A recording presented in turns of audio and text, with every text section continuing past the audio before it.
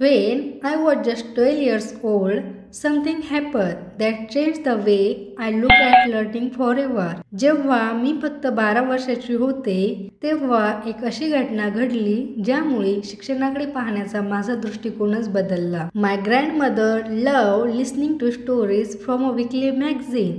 Every time a new issue arrived, I would sit beside her and read aloud while she smiled with joy. माझ्या आजीला साप्ताहिक मासिकांमधील गोष्टी ऐकायला खूप आवडायचे. दरवेळी नवीन अंक आला की मी तिचे शेजारी बसायचे आणि जोरात वाचून दाखवायचे.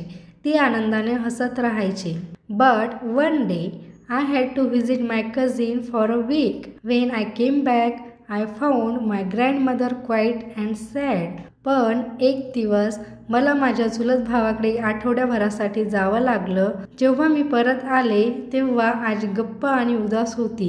She said, I wait all week for the story, but I couldn't read it myself. तिने सांगितले, मी आठवडाभर त्या गोष्टींसाठी वाट पाहिली, पण मी ती स्वतः वाचूच शकले नाही. That day she made a decision. At the age of 62, she asked me, her granddaughter, to become her teacher. त्या दिवशी तिने एक निर्णय घेतला. 62 वर्षाच्या वयात तिने मला तिच्या नातवंडाला तिची शिक्षिका होण्यासाठी विचारलं.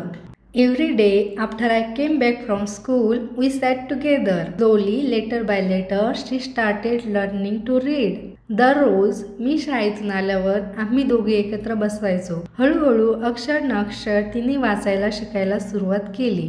And just in a few months, she did it. She could finally read her favorite stories by herself. आणि काही महिन्यातच तिने ते साध्य केलं. ती आता तिच्या आवडत्या गोष्टी स्वतःच वाचू लागली. That day she touched my feet and said, You are my teacher. त्या दिवशी तिने माझे पाय स्पर्श केले आणि म्हणाली, तू माझी शिक्षिका आहेस. I was speechless. मी एकदम स्तब्ध झाले. It doesn't matter how old you are. If you have the will, learning never stops. वय काहीही असो, शिकायची इच्छा असेल तर शिक्षण कधीच थांबत नाही.